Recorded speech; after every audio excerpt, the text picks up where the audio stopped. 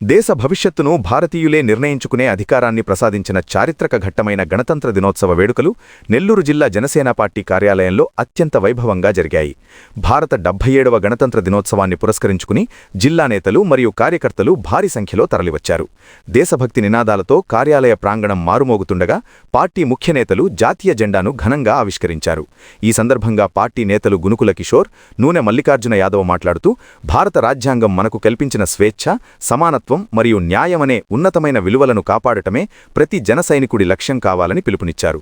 గణతంత్ర దినోత్సవం అనేది కేవలం ఒక వేడుక మాత్రమే కాదని ప్రతి పౌరుడు దేశం పట్ల తన బాధ్యతను గుర్తుచేసుకునే సందర్భమని వారు స్పష్టం చేశారు.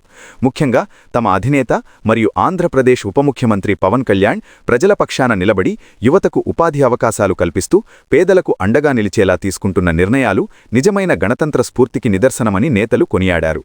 రాజ్యాంగబద్ధమైన పాలనను అందిస్తూ సమాజంలోని అట్టడుగు వర్గాలకు అభివృద్ధి ఫలాలు చేరవేయడమే లక్ష్యంగా జనసేన పార్టీ ముందుకు సాగుతోందని ఈ సందర్భంగా వారు పునరుద్ఘాటించారు.